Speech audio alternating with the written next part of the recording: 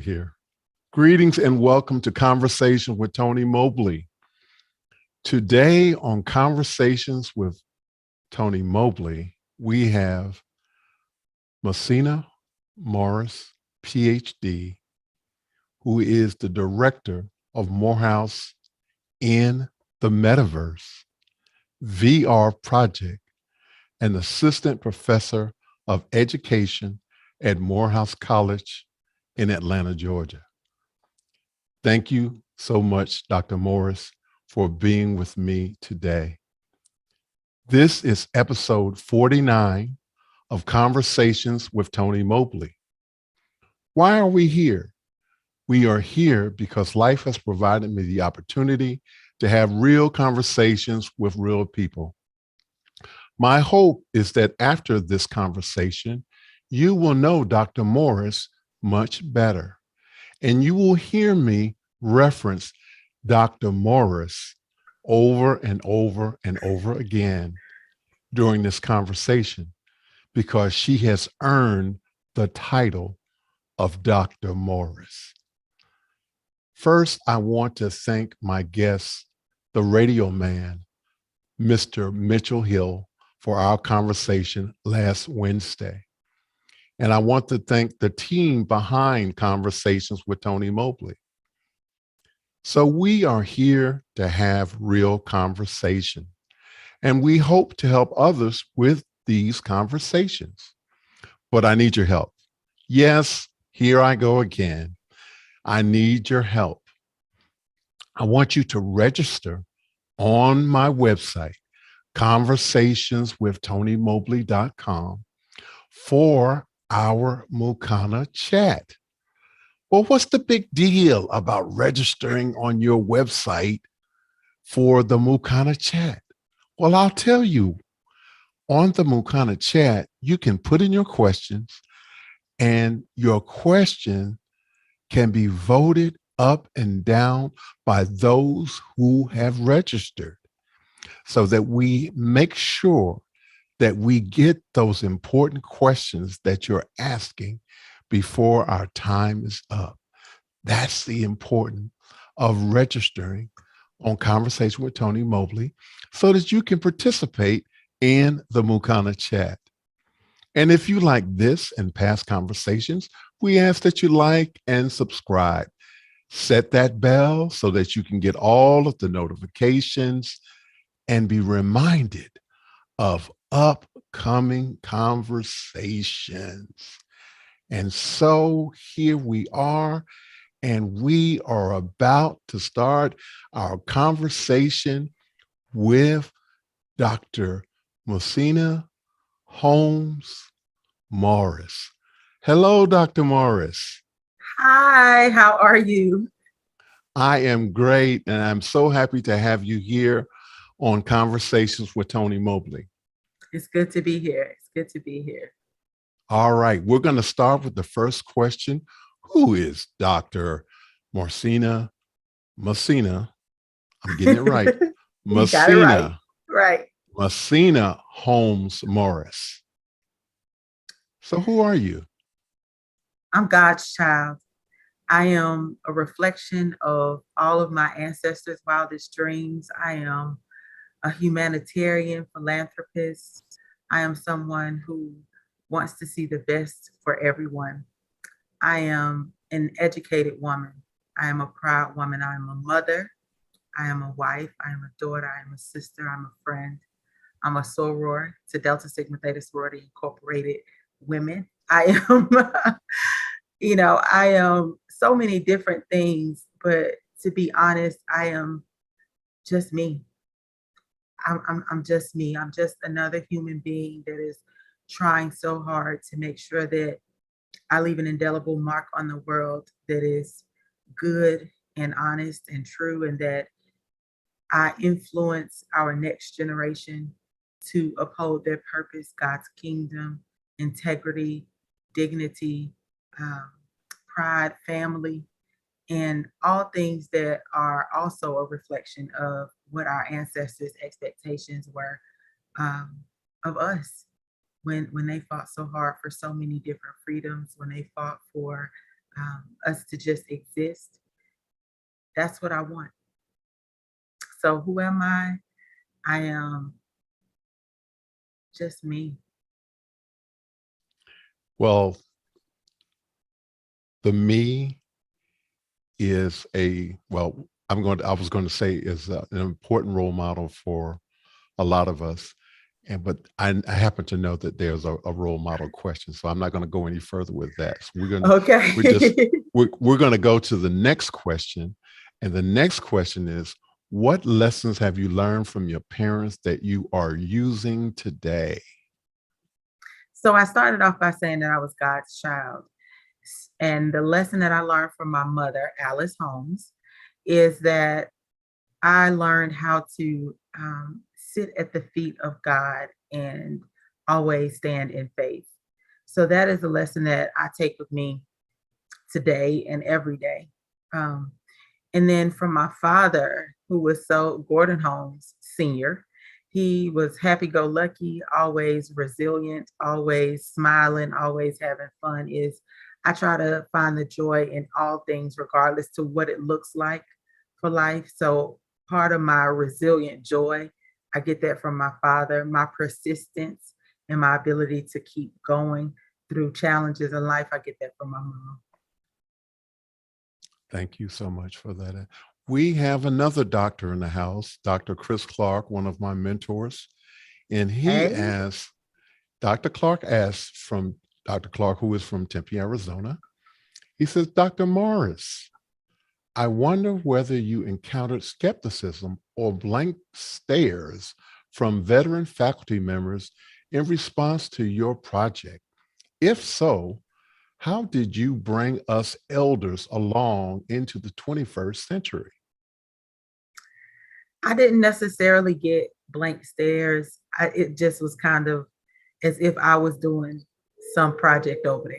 You know, with technology, it's so easy to say, I've been doing this for such a long time, as a professor, an older professor to say, I've been doing this such a long time. I've seen things phase in and phase out. And having been in the professoriate myself for nearly 2 decades now, at this point, I have seen things come and they go. So with this, it was a bit of healthy skepticism as they saw me continue in doing the work and being consistent in doing the work. When they started seeing outcomes for the students, um, really be like they had to follow the numbers. Like the numbers had to matter, and they had to see where it was useful for what they were doing.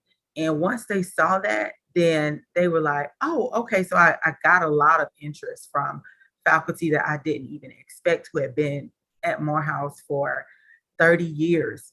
And they were like, I've always wanted to do this, but I couldn't, the technology wasn't there. So now I'm thinking of ways in which students can look at biological situations differently. They could look at um, having different types of conversations in different places. So for me, it was a win. Now I have over 24 faculty who are interested in the Morehouse and the Metaverse project. I have, and they run the gamut from the adjunct professor to the newly, tenured professor to uh, full professors who have been at Morehouse for decades. So that is exciting and invigorating. More than that, we see student achievement increase. And when you see student achievement and engagement increase, then that says that you have something that is worth getting behind. And because we started to see 11.9% increases in student grades, we started to see student attendance rates rise, student withdrawals dissipate out of classes, then we knew that we had something that was worth forging ahead in and bringing more people on board. So really excited about the work that we're doing at Morehouse College and what that means for young Black men in the 21st century. This is so exciting. And again, I'm so thankful that we're having this conversation because I think more people in the world need to know what you're doing at Morehouse College. Oh. So, what was your drive to be Dr. Morris? So I couldn't be anything less. I had a mom who talked about education as much as she talked about God. And if she talked about God every day until my brother Sabir told her, Mama, do we have to talk about God every day? Then you know, if I said she talked about education equally as much, then you knew my faith and my intellect was really important to her. And so I almost got a PhD out of sheer spite. You know how I just wanted her not to tell me that I needed to go back to school for another thing or I needed to do another thing. But it also allowed me an opportunity to study the brain, the neurobiological basis of the brain. And that was really important to me because I had a brother who at the age of 4 was stricken with spinal meningitis. His name is Gordy. I've never known him as a neurotypical child, but he was a child prodigy. And at the age of 4 was stricken with meningitis and it left him brain damaged. And so he has a traumatic brain injury. The entire left hemisphere of his brain has no brain activity at all. And he was 8 when I was born. So he had been sick for 4 years and cognitively still is 18 months old. And it was really important for me as a young child to understand what happened to my brother. And then I wanted to do something that was meaningful, not just to change that, but also to give my mama some kind of closure and peace as to I knew what really happened to him. I understood the pathology of the disease. I know it's also not your fault, mama, you know, that you didn't do anything wrong. And as a parent, I understand that kind of empathy is needed for parents. And I understood that as a real young child. And so that's what really drove me into chemistry was my imaginative play was all about how I was going to heal and help concoct some kind of curative for my brother and restore my family to like its joy and happiness that it should, you know, possibly have been. I know things don't work like that now, but at 4 years old, that's what you think about. But it continued to drive my curiosity in science as I learned more and more about what science means and what that discovery in scientific process looks like. And it drove me all the way through graduate school to get my PhD. And I'm a biomolecular chemist. I got my PhD from Emory University, and I worked on interactions between the dopamine transporter protein and cocaine. So I did drug addiction research, but we were mapping the binding site, and it gave me a lot of core fundamental courses in neuroscience and neurochemistry, neuropharmacology that I wanted, that gave me some answers into kind of what happens to the brain when it is not functioning appropriately. So for me, it answered and quenched my thirst for knowledge in that respect. And I'm just going to say, if you are on YouTube and you are listening to what Dr. Morris just said, you need to hurry up and put your questions in because you want her to answer your questions ASAP. So I'm going to say, put your questions in. We're only going to be here until 9:30. At 9:30, that's going to be it. So if you don't have your questions in, you're going to miss out. So did you see yourself as Dr. Morris before you were? And it might sound redundant, but the reason, and I'll admit that this is actually my question. And the reason why I'm asking the question, I think it's important for anybody, but particularly young women or girls, to see themselves as what they want to be before they are that. And it may sound kind of strange to ask that question, but No. I have a reason, because I think that too many people don't see themselves as what they can be.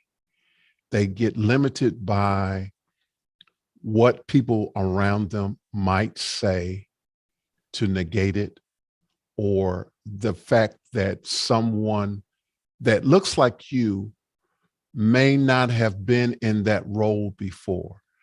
And so I'm going to now get your answer to that question. Did you see yourself as Dr. Morris before you were? Honestly, I am now who I hoped I'd be. When I was a little girl and I was thinking about what my life would look like, I am who I hoped I would be. I'm actually more than what I aspired to be, because I only saw myself as an intellect. I only saw myself as a person who was a do-gooder.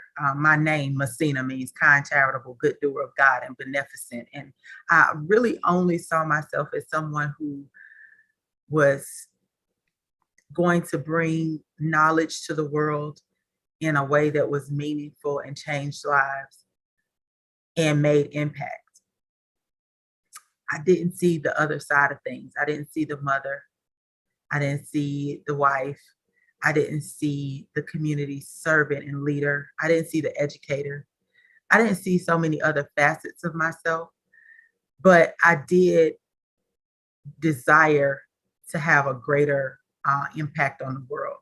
So I think that when I look at this picture, so if you can see this picture that's behind me, that is a perfect representation of who I thought I was going to be. A little girl looking in the mirror and hoping that she became this force to be reckoned with. And I'm still not quite where I want to be. And obviously I'm human, so I have so many other things to work on. But I am definitely who I hoped I'd see when I look in the mirror. Someone that I could be proud of, someone who is making strides towards making change in the world, in the life of future generations. And I find myself to be bold and courageous in a lot of ways. I didn't always feel that way. I felt like I was a coward, to be honest, because I'm not as aggressive or assertive as other people necessarily. I'm a quiet storm, so you never see me coming. But I am, and I'm really methodical and thoughtful and sometimes slow, but the tortoise won the race. So I'm okay. I'm okay with that too. But now what I want for myself is not to be just Dr. Morris, but to really sit in the seat of what God's dream is for me. So I've done a lot of dreaming and I've done a lot of planning and I've done a lot of careful consideration of what my life is. And this season of my life is now what I call my season of surrender. So it's me really surrendering myself over to what my best assets are, what my gifts, talents are, and really being bold and courageous and unapologetic about how I show up in spaces and what I say and how I say it. And that's really important to me. And I think it's important for young girls and young boys around the world to see someone who is fierce and ferocious about showing up in spaces where they're not necessarily welcome. I've always been the only Black woman in the room in chemistry. Now, as an emerging technologist and enthusiast in the virtual reality XR world, you know, we are few and far between. And what I want to see is a more diverse array of people that look like me in spaces where people don't always think that they belong, because we have so much to offer. And I think that's really important for young people to see. And that's why I speak up and speak out and do things like these conversations, is because I want young people to stumble across a video and see me and say, she looks like me. Oh my gosh. And it's interesting because one of my colleagues, I won Professor of the Year, or like our Vulcan Teaching Award for Excellence in 2021. And one of my colleagues called me and told me that his daughter, whose name is Naima, and she's a beautiful little girl, but she saw me come up on the Jumbotron and she said, oh my God, Daddy, she's so beautiful. And he was like, and she's very smart. Like she's doing it. And that to me meant the world. That was the biggest compliment. And it's because this young girl, like myself, I looked in the mirror because there were no real role models that were in my community. but she can come and touch me, and I'm somebody that's a real person that works with her father, that she can see and talk to, and I can help, and that gives me joy. That part of it gives me joy. Absolutely.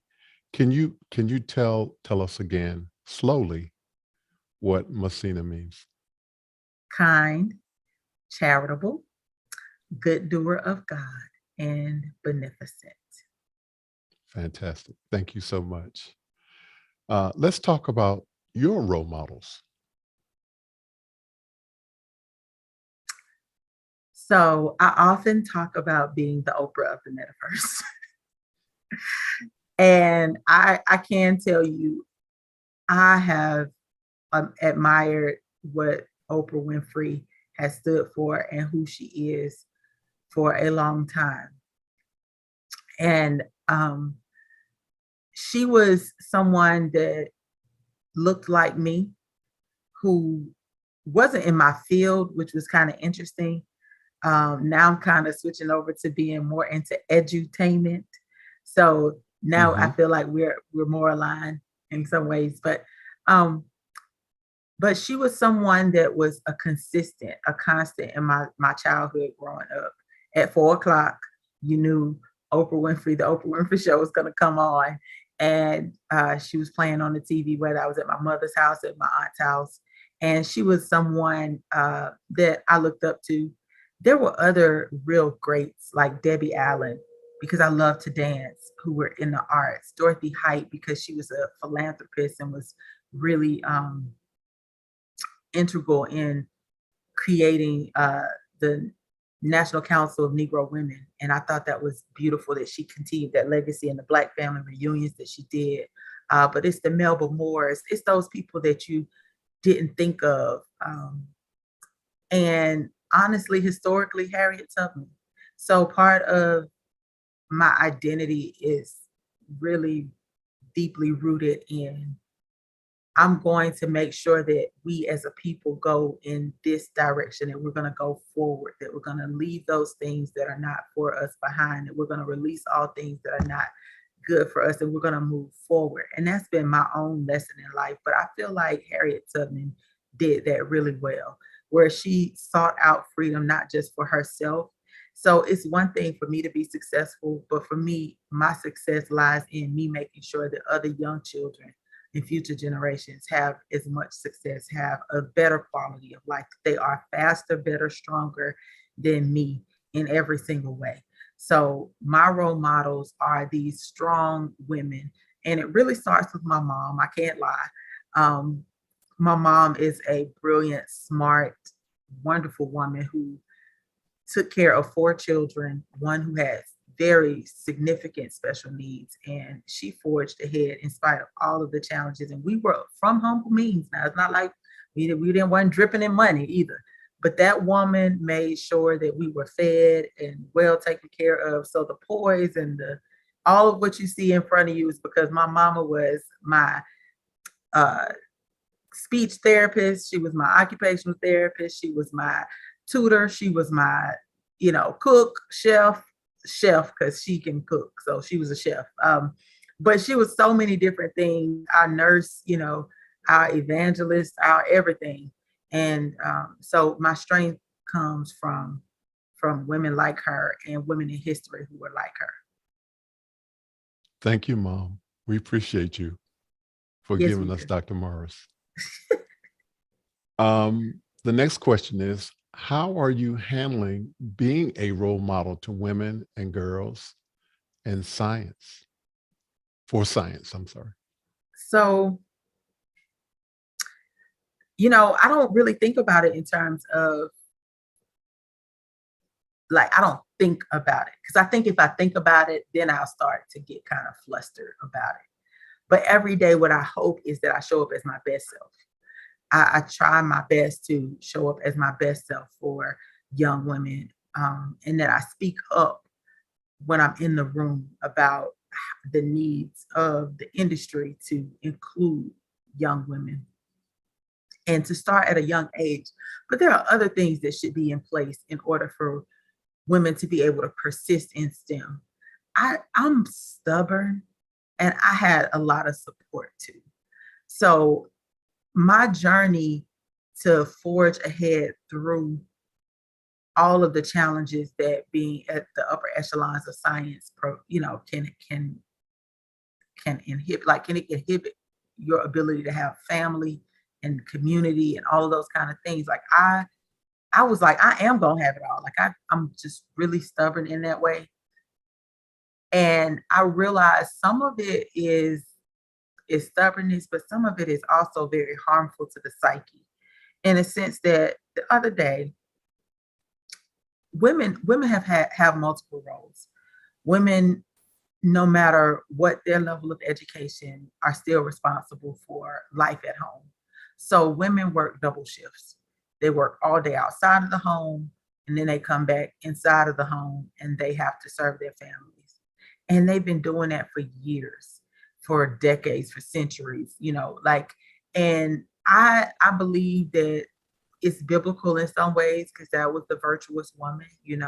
She went and sold in the market, and she took care of her maid servants at home, and she took care of her family, and she was up before everybody, and she went to sleep after everyone.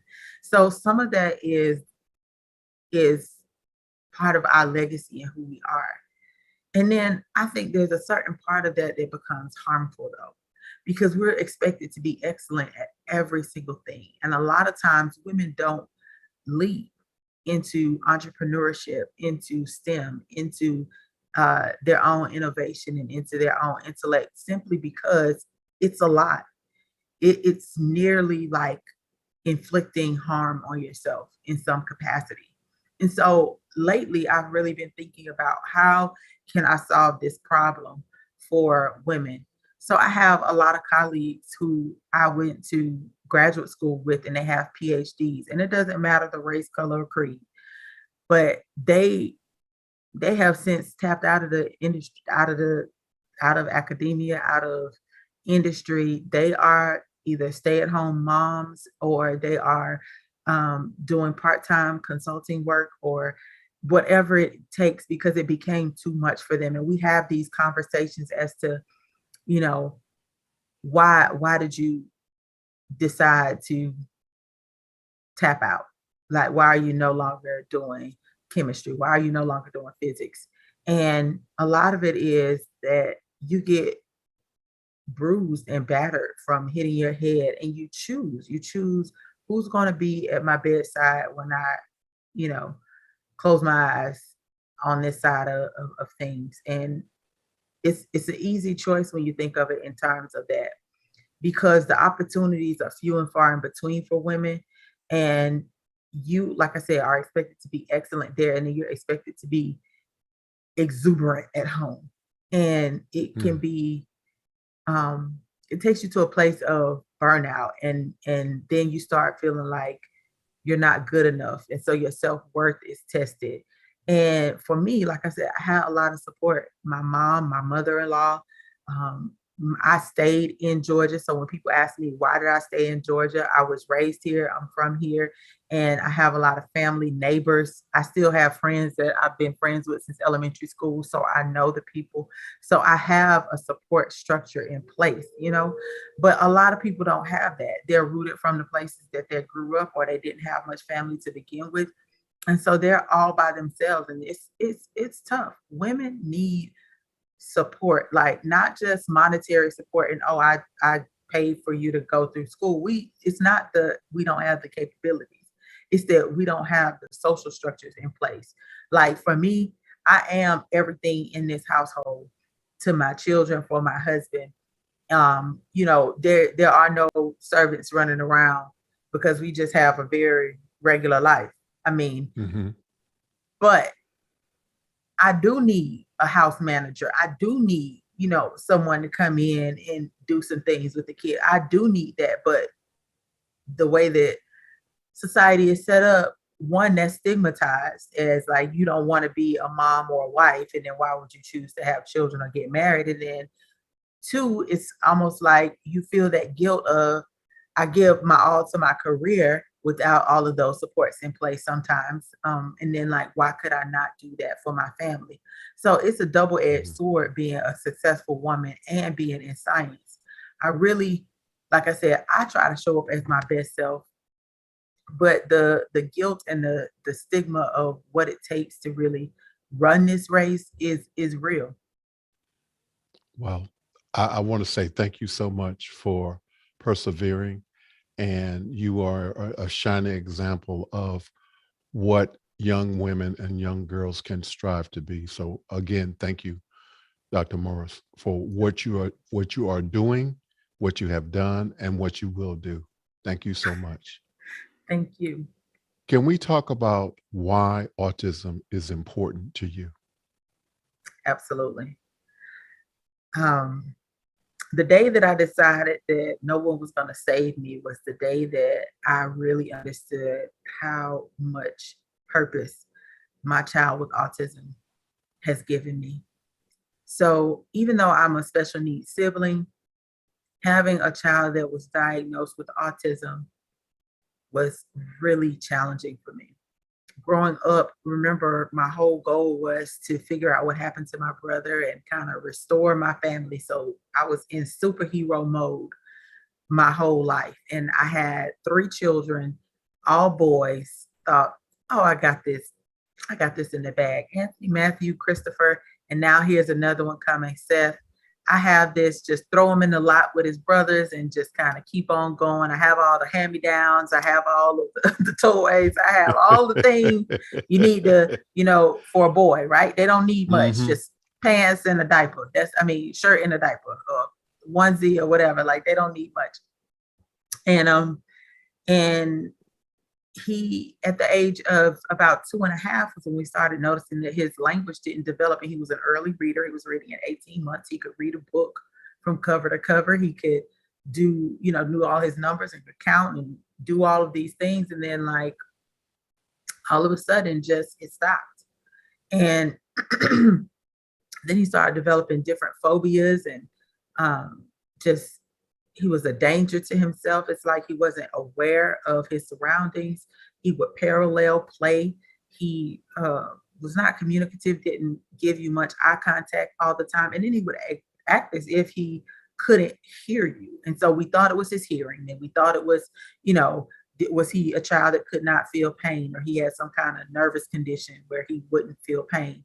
And eventually got the diagnosis that he was on the autism spectrum. And it started out where they said he was high functioning with hyperactivity. And then it moved on to where now he is 14 years old. He has moderate support needs. So he's in the 7th grade. He just made the honor roll. We had his ceremony this morning. I'm excited and happy for him because we have Congratulations. persevered through school. Thank you, through remote learning and all of that. And he honestly, as much as I work, I say he did it himself. So I'm proud of him for making the honor roll. But we have come a long way in his journey.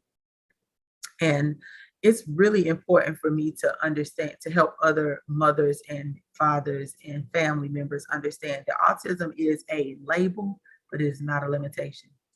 And regardless to what the deficit is or the delay is, that does not mean that you don't build community around that child. That does not mean that you don't go forth. I want everyone who has a child with autism to have a place in this world, not we leave this child at home and we go out and then we come back, but this child is kind of like stuck in this one space and time.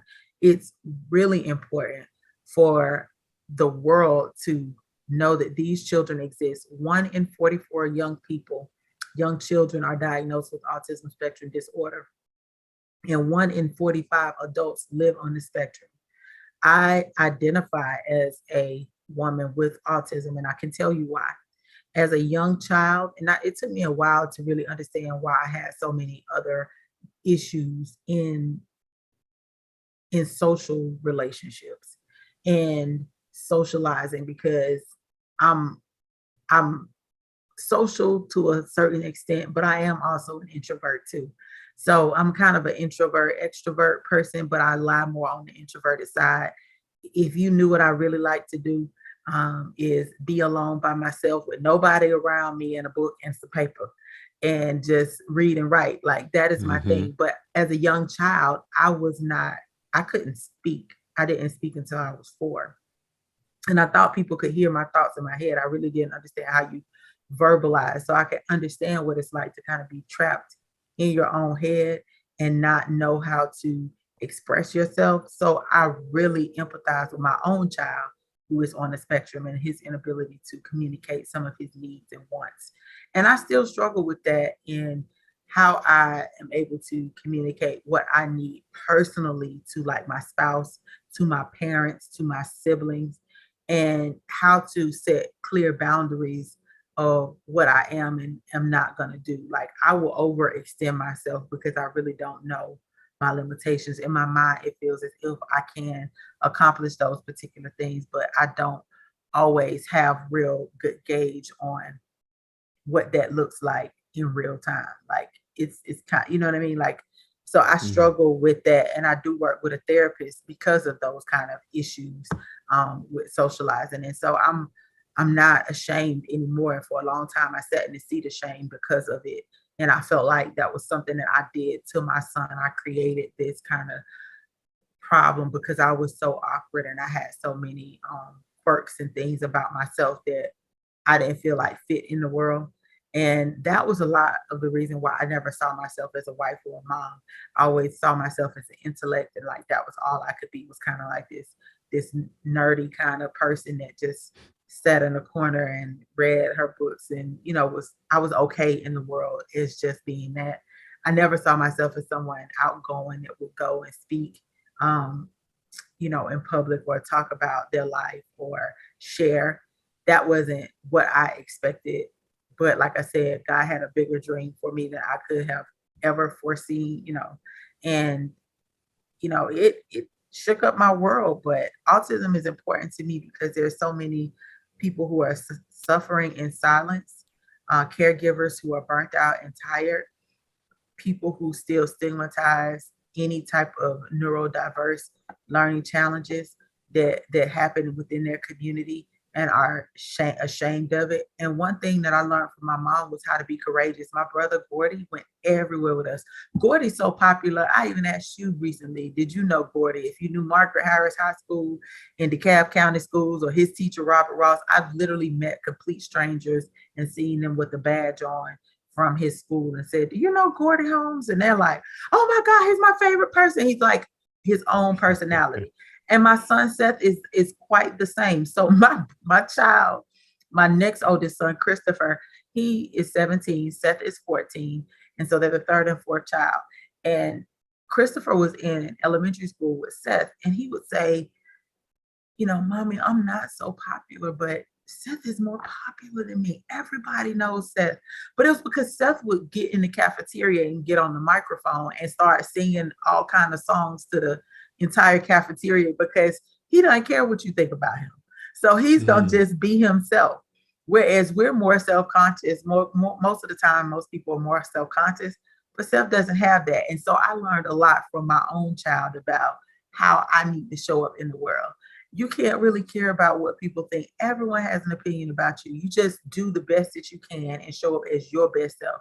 So autism is important to me because a lot of people don't know how to advocate for what they need in terms of being accommodated in the workplace, in educational systems, on the job, in the community. And I think that it is important for them to have anyone who's on the spectrum to have a great quality of life, that they can be successful, that they can have good lives, and they don't have to be in this box of you can only do this, you can only be this, and allow all of the things that kind of come with an autism diagnosis, sensory disorder, processing disorders, or any like other comorbid diagnoses that go along with it, attention and focus deficits and things like that, to limit the capacity to exist in this world and have a quality of life that is good, where they're giving back to society, and not being seen as a burden to society, because they're not burdens. They have their own gifts and talents. And like I said, many lessons have I learned from my son. Absolutely. Thank you, Dr. Morris, so much for that. I know that was real We, long-winded, but no, no, it was just right. Thank you so much. Liberty White, Atlanta, Georgia says, you mentioned you mentioned trying to show up as your best self. What steps do you take when you don't feel 100? How do you handle that? okay. So I'm about to embarrass myself and I don't care because it's late at night. And so when I do not feel 100%, so there are a number of steps that I do take. So this is the serious side of the things, and then I'm gonna tell you the funny side of the thing. So the serious side of what I do when I don't feel 100% is, and I'm gonna share this little secret with you all. Every day that I've known myself, I wake up to a world that I feel like a fish out of water. And I promise you, my husband thinks this is like the most bizarre thing in the world. Waking up has always been painful for me. It's Mm, like coming into existence and realizing that my soul is a part of a confined space in a body that I don't have control over. So the realization that I am human and that I am here on earth is really a bizarre experience for me. And day in and day out, I have now come up with strategies that help me to feel okay being on earth. I promise you, this is my own little secret. So I'm sharing my whole heart here. Um, and that's where my faith has come into play, is sitting in the seat of gratitude for the moment that I have right now and realizing that I don't have to be in control. And so mm, relinquishing control every morning.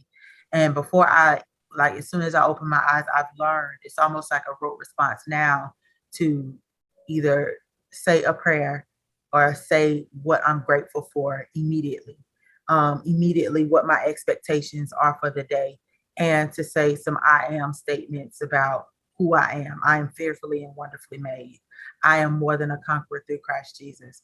I can do all things through Christ who strengthens me, and literally go through this pace of affirming myself over and over again in order for me to be able to then take a foot out of the bed and start my day. Because once my foot hits the ground with all the children that I have here, and I have 5 sons and a husband, the day, and then 2,200 Morehouse sons, and then all of the other community that I advocate for. So like once my foot hits the ground, I know that that day is going on to take on a life of its own. And so for me, it's been those kind of things in the morning. I like to be quiet in the morning. My husband is a huge talker in the morning, and that we used to bump heads because I would be like, I'm not a morning person. And it's not that I'm not a morning person. It's just that I need to settle. I need to settle. So I learned how to get up a little earlier than most of the people in my house so that I can have that quiet time and spend time kind of doing the things that work for me, that are fun for me. So I don't feel like I've been slighted throughout my day because I haven't been able to get back to me. mm. The next thing is I try to play some type of music that inspires me, or some type of sermon or some kind of encouragement so that I can fill my cup. And so while I'm cooking breakfast in the morning, and yes, I'm that mama, I'm gonna cook some hot breakfast for my babies every morning, every day. They go to school with a full belly of grits and eggs and sausage and or some grilled cheese. I will pull out pancakes during the day, during the week. But they're gonna have a hot meal in the morning. That is my promise to myself and to them. All So right. I will play music that inspires me. Now, the funny part of this is when I'm really, really, really like feeling bad and I'm like, oh my gosh, like this day, or I didn't get enough sleep or something like that. Y'all, I have to play out. I'm from the South, so I like music. So any kind of music, old soul music, blues, country music, but I dance. I love to dance. So when I don't feel 100%, the best way that I found to get my energy moving is to move. So to get into a real good groove and dance, if it's a praise dance, if I'm feeling like I need to connect with God, then I'll do that. But most of the time, it's just dance, the a good old two step in the kitchen while you're cooking and moving around and singing. that's my claim to fame. So whenever I have an issue, even on a job or something, like I go through like, let me listen to some music. I need music. I need rhythm. I need something to like flow through my spirit and like kind of lively me up. And then I go back at it again. So dancing is my Fantastic. Thank you for sharing that. And and and we'll just keep it between us and whoever's watching right now.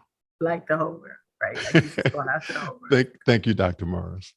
Um, so please share how a chemistry professor gets involved in VR. Right. So be married to a gamer who is also a Mm, techie and stuck me in a VR headset long time ago, to game. And um, that's part of it. Part of it too is having a father who bought me a Commodore 64 computer. Didn't matter if we couldn't afford it. He was an auto mechanic and he'd work on 1,000 different cars to make sure that his baby could have a computer, because computers were the next wave. And so I was a gamer little girl, and he and my mom used to bump heads because she would be like, they don't need all of that. They don't need a computer and a color TV, and that's not. And my daddy would be like, my baby's gonna have that. They're gonna have this new technology. They're gonna have this, that, and the other knows what. So um, I was always trying to integrate technology into any way that I solved any kind of problem. So even the training that I had when I was in graduate school at Emory, even at Clark Atlanta University, where I went to undergrad, I always used instrumentation. So as a chemist, you use instrumentation, very high tech instruments that have some kind of software system that you can use to analyze spectra. And I was always that person that liked to figure out and probe, like, what did I make? And then how can I use this technology to test to see, did I really get what I thought I got, and then kind of like work backwards from what the spectra said into like what the molecule is. And so I've always been the person that was really good with technology anyway. So in my lab, I was the person that was always fixing the instrument or troubleshooting the bugs out of the software or upgrading it, or whatever I had to do. Like that was always my thing. Then when I started teaching, I realized that my teaching strategy and my claim to fame is that my classroom is a whole show. It's an active learning, um, very happy place to be, is what I say. Because chemistry can be quite tedious and for some people boring. And I felt like it needed to be fun. And I have a big personality. And so for me, it was about, how do I make this fun? And especially moving into the era where we had now the internet, we had computers that were everywhere. I wanted to always be the person that was using like cutting edge technology to help solve problems in chemistry, to help engage students in a way that I felt like was thoughtful and really made impact. And that's what I did. So how did I find VR? VR kind of found me, or we found each other in a sense, because all of my worlds kind of collided. I've always also looked at strategies for helping to differentiate instruction in the classroom for all children that have all different types of learning challenges, because we've done well with early intervention, especially with autism spectrum disorder, and then like trying to figure out, now that these students are in high school in the general education classroom, now that these students are now in college, how can I best serve them? And technology has been a way to do that. They use assistive technology anyway for communication purposes, for allowing them to be able to be accommodated in the classroom. So what other way could I increase and boost engagement but to use technology? And then people were zoomed out. When I tell you zoomed out, Zoom fatigue had hit everyone, and people were so sick of computers being shoved in their face. And what I wanted to do is try to find a way for our students at Morehouse College to experience labs and STEM that were interactive, and they weren't just going through simulations, but they were engaging with material. And you can't see molecules. So virtual reality provides a great environment for being able to increase visual spatial intelligence for those students who were in STEM and having to take chemistry, but also even across all disciplines. So we've done it in chemistry, history, biology, journalism, sociology, and now we're adding entrepreneurship and business, Wow.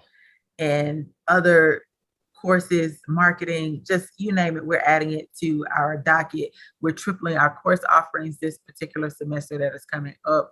We're doing some things in education for exceptional learners and how to differentiate instruction, teaching, pre-service teachers, what you do, and how you use innovative technology. So for me, virtual reality is like kind of the perfect intersection for what I've always hoped to do in education, and that is improve student engagement and keep them persisting in fields that seem so far-fetched for them to remain in. And that's kind of how I got involved, and that's what keeps me involved, because the numbers don't lie, and the numbers say this is working.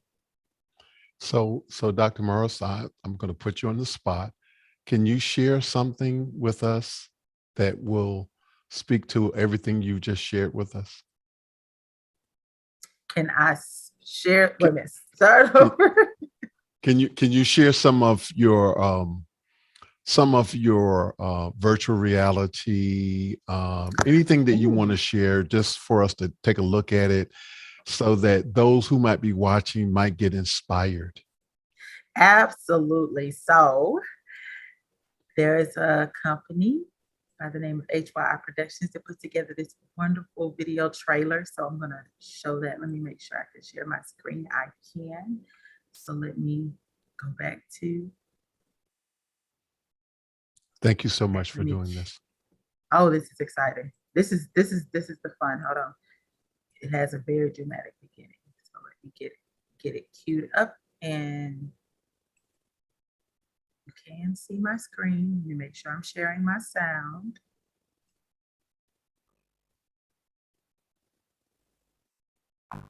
And here goes.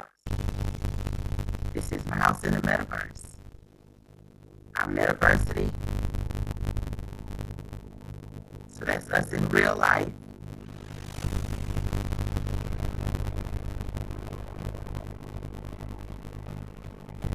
It's our beautiful King Chapel.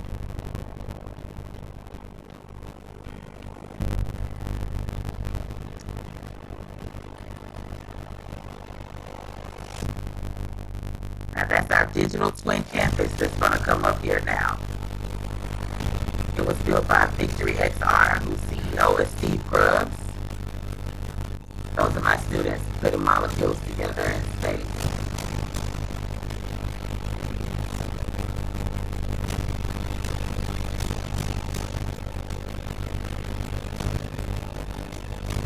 They're teleporting through the human body in our men's health course.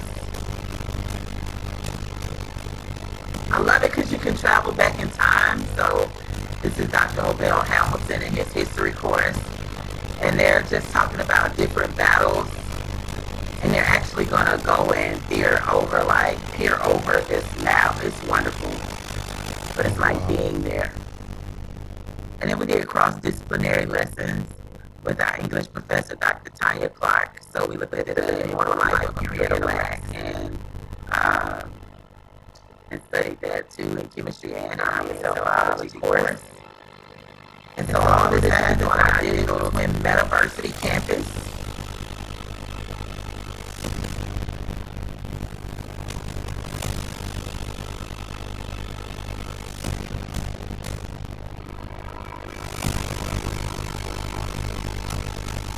So our students show up as avatars and engage in the material with us.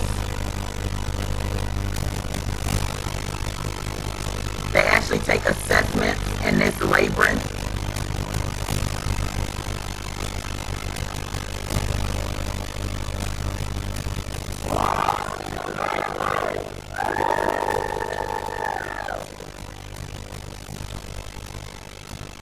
Fantastic. Okay, so that is what we do at Morehouse on on a cutting, bleeding edge, and we're the global leaders in implementing this metaversity model. Wow. And I just happen to be an alumnus of Morehouse College, and I am so proud. And I want to say thank you, Dr. Morris. Thank you so much. Oh, Amazing, amazing. And so let me ask you this question. They said that they could hear you and they could see the video.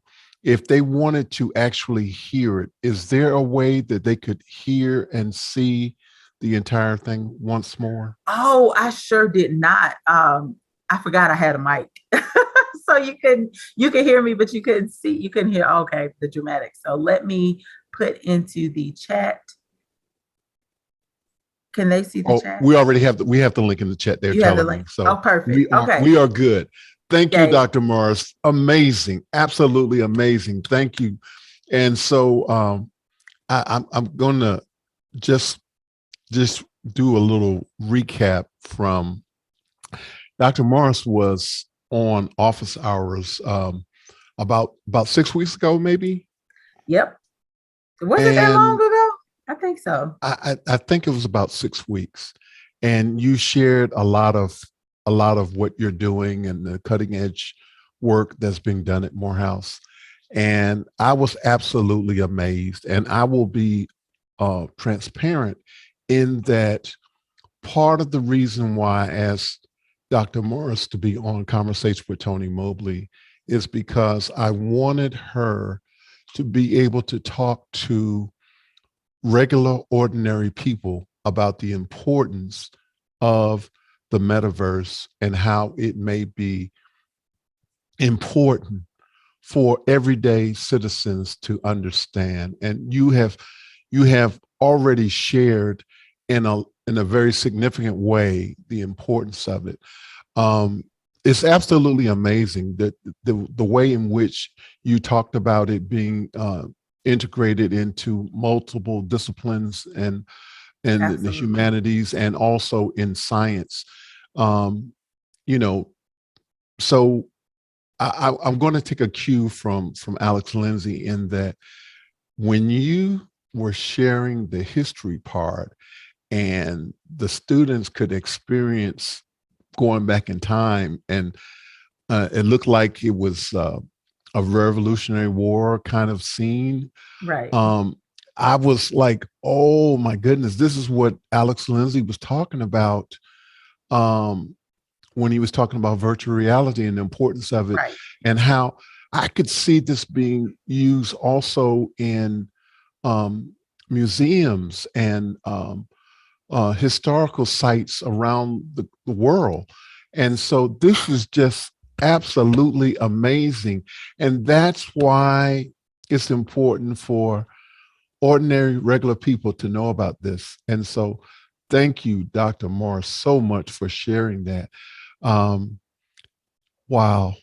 You know, it's wow. Intriguing, but it is the most powerful tool that we have right now to help people really have these emotive type of experiences, to really walk a mile in another man's shoes, to really understand cultural experiences and differences, to really talk about heady issues that have affected different people in different times, and also to help you develop a sense of your own imagination as to what the world could be and how wonderful it could be, and what world do we really want to exist in.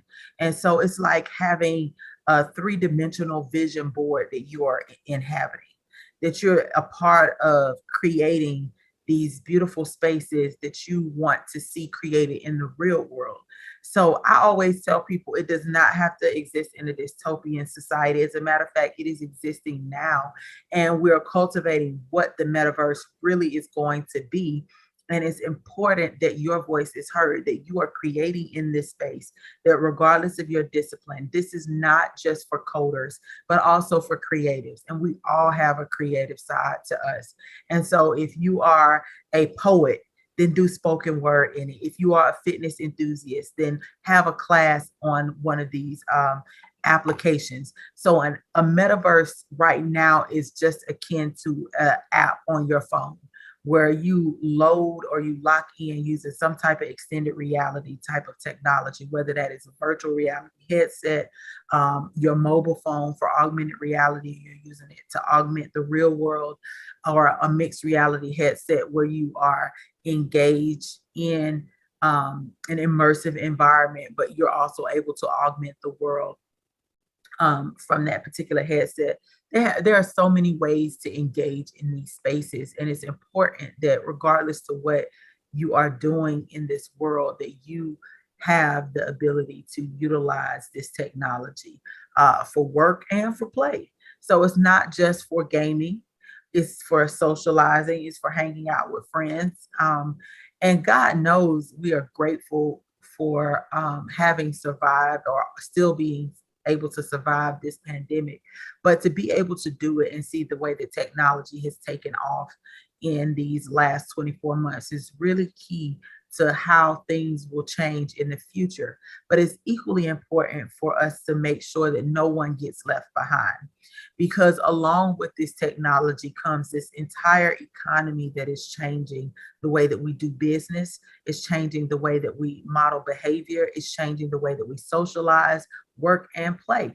And so it's really important that everyone has their hands in it. It can't be built by one person for us and then thrust upon us. It has to be built with a diverse array of voices so that all people have access and all people have opportunity in this particular space. So that is why I am just so gung-ho about evangelizing the power and the usefulness of this in education, because the way that it gets embedded into our society best is through the educational system. So even though we're doing it at higher education right now, that is so that we can develop a framework that we can then take to K-12 spaces, train educators, and be able to embed this into our younger generations, because they're going to really be the ones that are utilizing and harnessing the true power of this technology.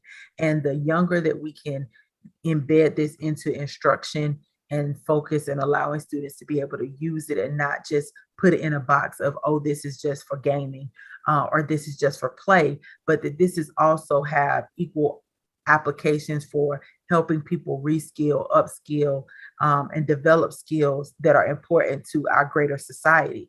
So training doctors, training nurses, training lawyers, helping people who have socialization issues or issues that they want to overcome, psychiatric care, bringing personalizing healthcare, but personalizing different experiences, places people probably in their lifetime would never be able to see, and you can transport them there by just putting on your virtual headset. Those kind of experiences are once in a lifetime and can bring communities closer together. When the world seems so large, it makes the world smaller, but it also allows for people to engage with one another as they never have before. So for me, it's really Wow. important. Yeah, and you already answered the next question that I actually had. And so fantastic.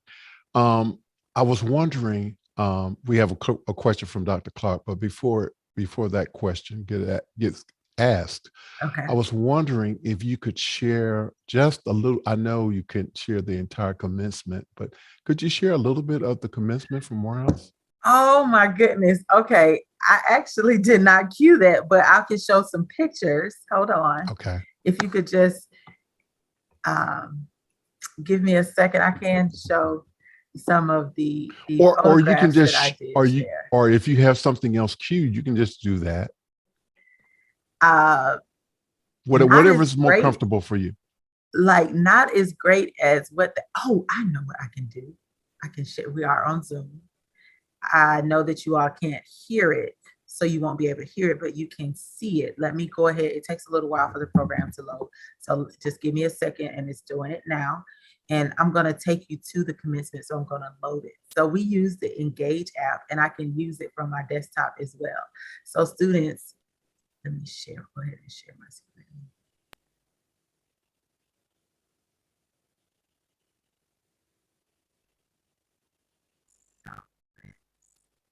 Okay, it's popping up now. So the Engage application where our digital twin campus of Morehouse is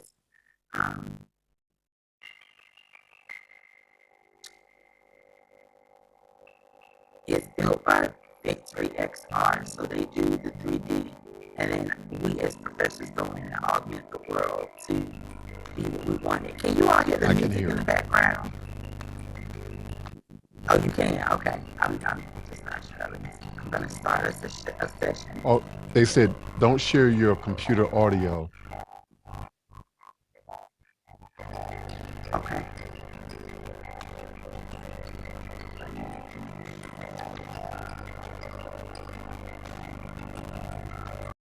Okay, is that better?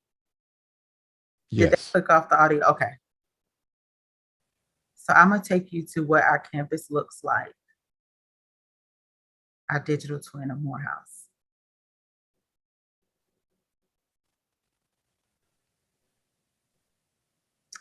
You'll like this, Tony. It's like going back home for you. Look at that.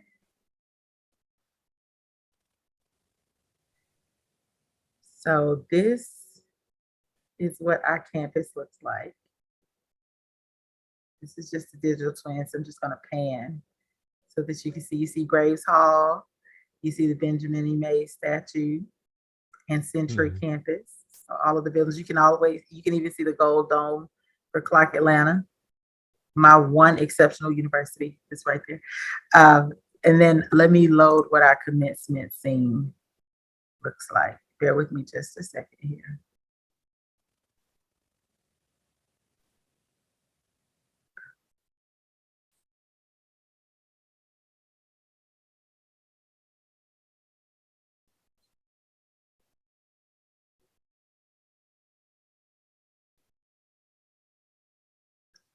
So this is what, and then we were able to actually have people come in for commencement.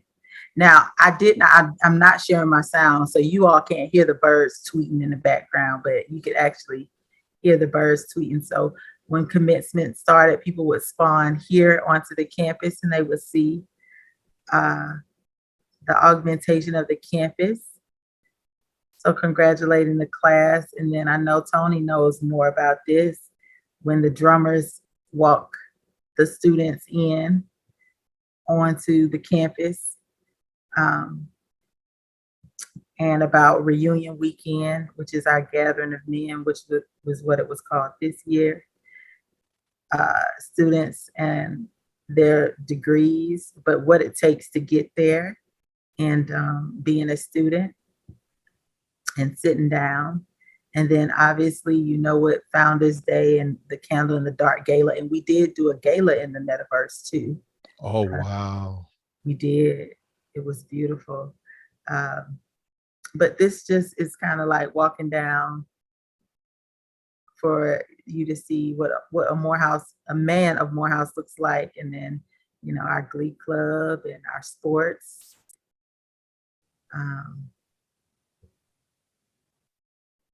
Let me keep panning across that array of notes that you see here that display all the students. It was 23 graduates in the class of 2022 who had taken classes on this campus. And so you see Dr. Martin Luther King, and then you see President Obama when he was at Morehouse speaking as a commencement speaker. And so this is our campus, even with the porta potties. We even had the porta potties out there on the lawn. But people were able to come in and sit down, and then we streamed the commencement here. So this is our commencement environment.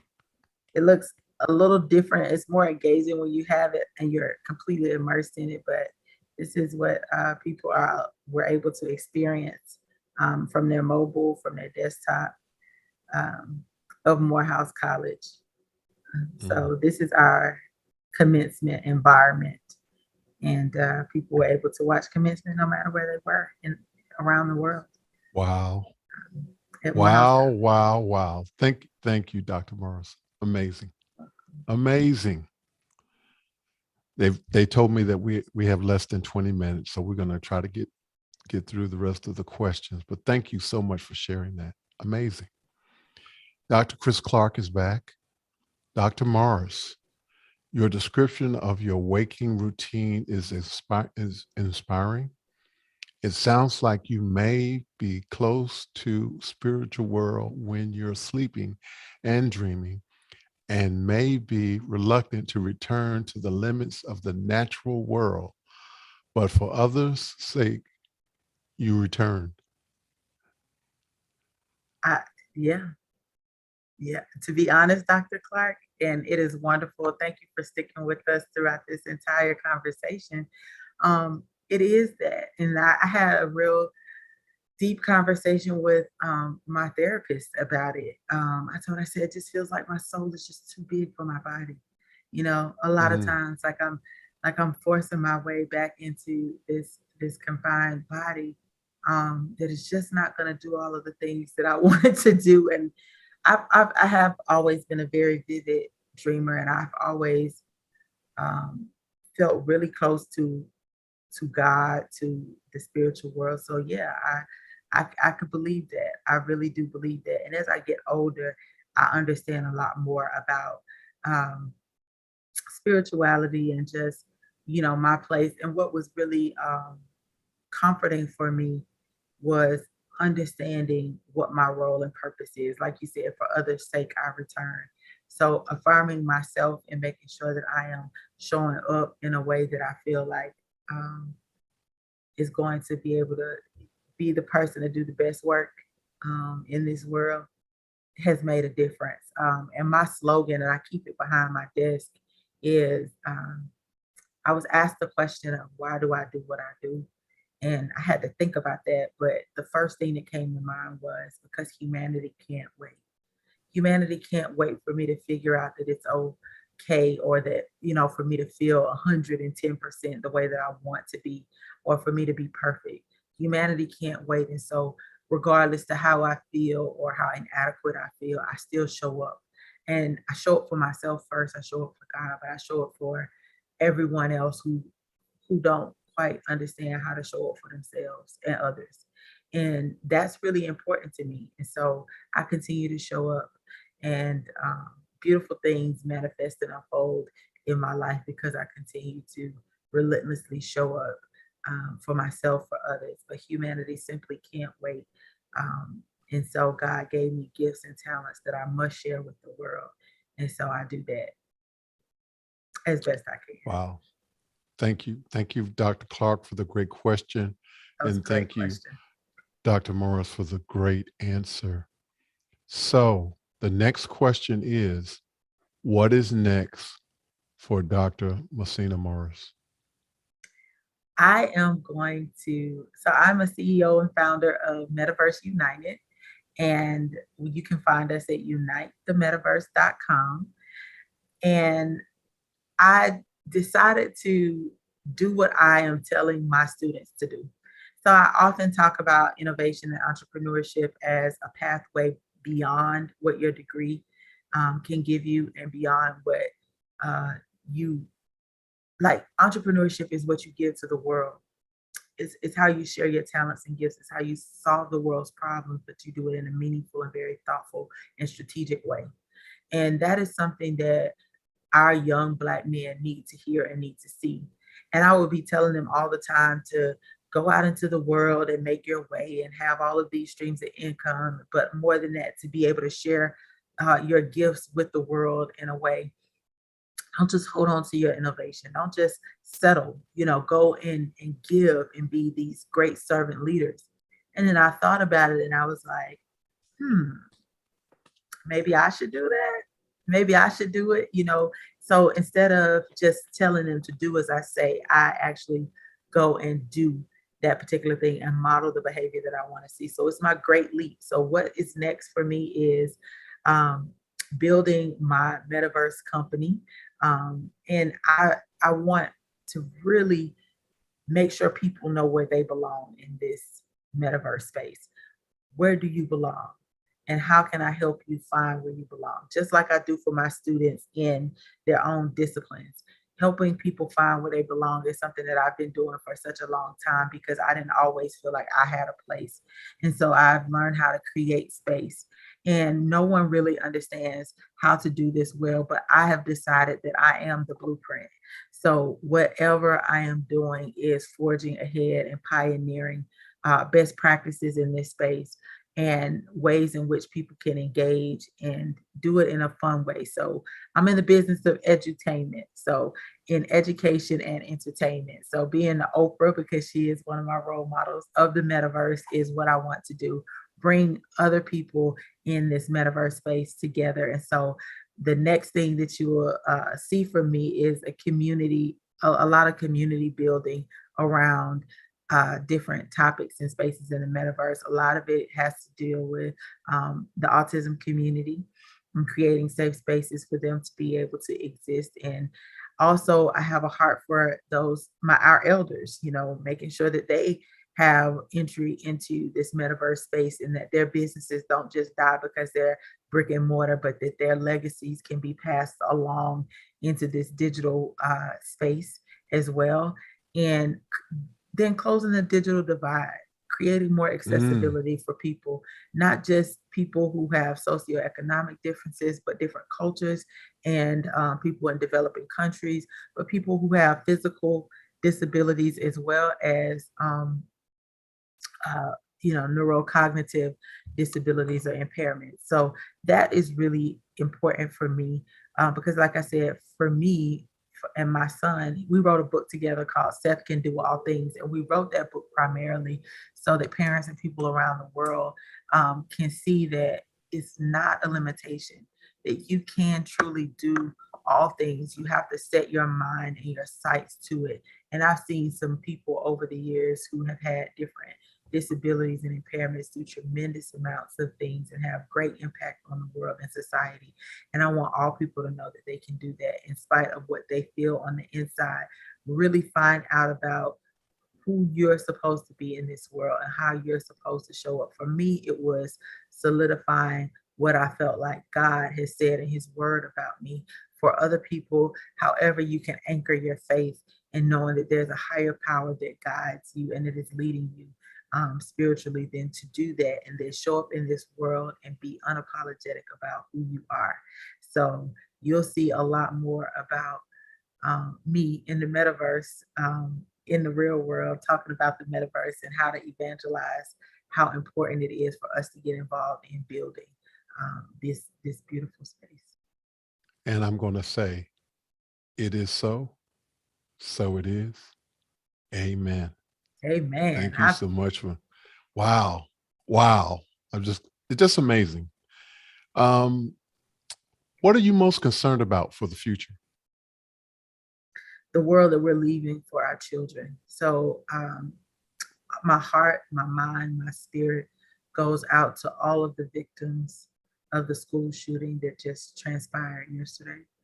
Mm, For those people in Buffalo who lost their lives, but for the many people who we have not heard about and the gun violence that is afflicting our country. Um, it is a tremendous horror, and it is not it, it's not right. Innocent lives are being lost on a daily basis. So I'm really concerned about the state of our mental well-being as human beings. mm, And what are we really doing to help stress the importance of people, one, needing help and crying out for help in ways that are not healthy. Homicide and suicide has affected our young people primarily, ages 18 to 23, at a rate of 49% as of 2020. In 2020, 69% of young Black men committed suicide or homicidal acts and lost their lives in that capacity. For me, that screams an alarm and sounds an alarm inside of me and should be many other people and decision makers that says we must do something. For me, mm, my way of changing some of that trajectory and giving a sense of well-being is me always being transparent about my own struggles, but also that I get help for those struggles. And then I did meditation Mondays in the metaverse for our students on Morehouse College's campus, so that young Black men we could normalize what it's like to talk about mental health and well-being, and that I could give them the resources and tools that they needed to be able to continue on their journey of being servant leaders. And I'm really concerned about the state of the educational system, because if we don't transform the way we educate our kids, we're going to end up with a society of uneducated people. And ignorant people are not the type of people that need to exist in society, just untethered. Like, everyone is kind of doing their own thing, and it's okay to be, um, you know, free to express yourself. But there's also a way that you think about humanity, um, that is important, and it starts within. It starts with the individual person. So we have got to do better about the way that we are educating our young people. We got to start looking at the whole child model of how we educate. So physical, mental, spiritual, emotional, social emotional intelligence, really helping people understand their place and how they belong and their purpose in life. And it can't just all be about the subject matter. It has to be about the heart of people, the heart, because every human being that we encounter is an entire universe. It's a whole world of thoughts and dreams and goals and purpose. And we have got to tap into that and let them know that there is a space for them in this real, tangible world that we live in. And we can no longer continue to isolate or to oppress one another, but we have to stand strong together as one humanity and know that we exist for one another and we need one another to be able to survive. So that is my concern for the future. And I am hoping that I can do all that I can to help people understand how they can do the same. Wow. Thank you so much for sharing that. I want to invite you to, I know you're busy. I know you got so much on your plate. But I do want to invite you to Saturdays on office hours, where um, we have a first session on different components of technology. Primarily, we're talking about Keynote right now, and slide presentations that might Oh, be wow. helpful in Yeah. the classroom. But we also have 2 hours of conversation amongst educators, and they range from elementary school to um, college level uh, educators on. And we have conversations about different things and suggestions and strategies to try to fix things. And it is a conversation that is not streamed on YouTube. Wow. So you are free to share your thoughts and ideas. And as I said, I know that your plate is full, but I would love you to. Thank you. please consider participating, and I'll make sure that you have the link to participate. Um, if not this Saturday, whenever you are available to pop in, and just you can just listen, and just and then You when know, you I'm want to not going share. to just listen, Tony. Now, you know, I'm not going to just listen. I would do it this Saturday. Seth has Special Olympics, so he's doing track and field Special Olympics for Special Olympics of Georgia this Saturday, and I'm his coach. So we will be at Emory University with Special Olympics of Georgia. And then on Monday, June 6th, Seth is also doing a STEAM for golf mental health tournament along with Happy Mama, Happy Minnie. One of my Oh, sorors, wow. Nichelle Wilson, is helping to sponsor that. And it is her event. And so we're taking part. And so we're bringing kids on the spectrum to participate in this golf tournament. So if you follow me at Unite the Metaverse or even on social media, then you can find more information about the STEAM for mental health tournament, golf tournament that is taking place on June the 6th at 9 a.m. So excited about those kind of initiatives, but I am extremely busy, but I'll pop in if I can. All It's right. just that our start time, I know, is really early on Saturday. So it might not be this Saturday, but any Saturday that I can, I would love to join the conversation because I think education really needs a facelift. Absolutely.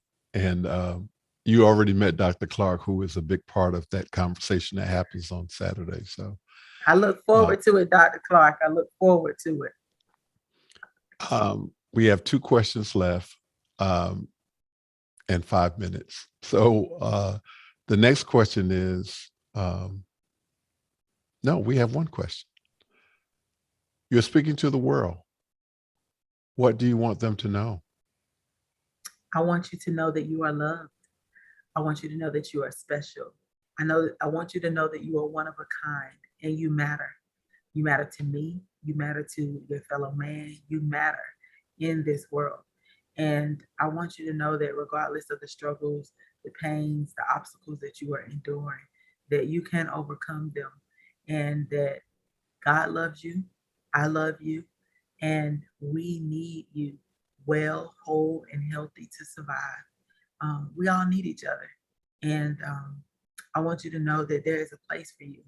There is space for you. There's room for you in this world. And so tap into your inner self and sit with yourself and just be with yourself and see your dreams realized because it really, truly can happen. I am a living witness. I would not say it if it were not true. And I have little capacity for fluff.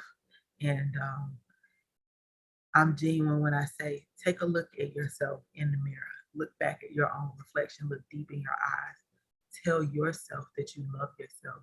Learn how to be with yourself. Learn how to love yourself first and not that artificial, oh, I look good type of love. That deeply rooted, I made a mistake, I forgive myself type of love. Because you forgiving, loving, and being with yourself in a way that is fruitful and meaningful is the way that you will be able to then give to the world because your cup will be full because you have first loved yourself and have given to yourself. So know that you are special, that you are loved, that you are needed, that you have worth, and that we need you in this world to survive. We need exactly who you are and how you show up to be well and one that is centered and anchored. So please make sure that you're taking care of yourself. Take care of your well-being and your mental health, your physical health, your spiritual health, your emotional health.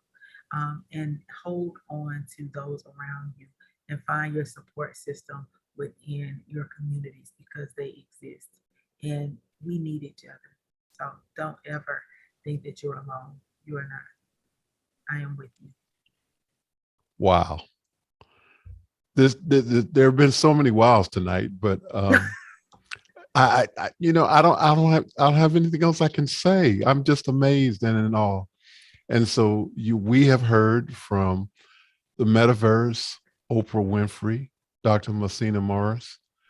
Thank you so much. And I already know that we're going to have to continue this conversation a little bit later when you have some time. I know you're very busy and all of the things that you shared tonight, but this is not the end, definitely not the end of the conversation. So looking forward to having another conversation with you in the very near future.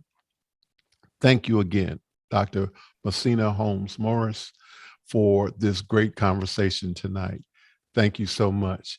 And I want to do my special thanks tonight. First, we want to thank Kimberly Mobley, Ron Mobley, Global Family and Friends, Alex Lindsay, Office Hour members, DVE Store, Liminal Entertainment, Byte Hive, VDO360.com, ApproveAlone.com, Cloud Bedrock LLC, Ken Jordan, Jonas Dattel, Aaron Huslich, Cherrick Cheetah, David Brady, Marcus Lee Folk, Richard Lavery, Chris Fenwick, Manolo Lozano, Jeffrey Powers, Bo Cordell, Mickey Makachur, Hasmuk Gaijar, Doug Moeller, Laura Thompson, Brian Shan, Dennis Champion Walker, Roscoe Jones, George Butters, Joshua Minden, Danielle Maxwell, Conversation with Tony Mobley producer, Clylock Miguel Lopez Waterman.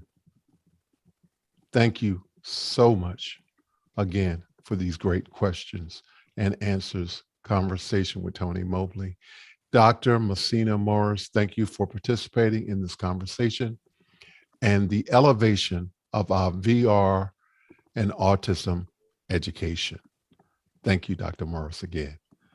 Thank you. Coming next week, featured guests. I'm not going to tell you who the featured guest is. You know why? Because it's episode 50. That's right. Episode 50 is going to be a celebration of Conversation with Tony Mobley.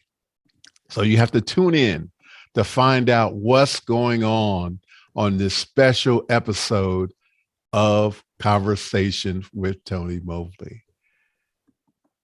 Conversation with Tony Mobley is here to have real conversations.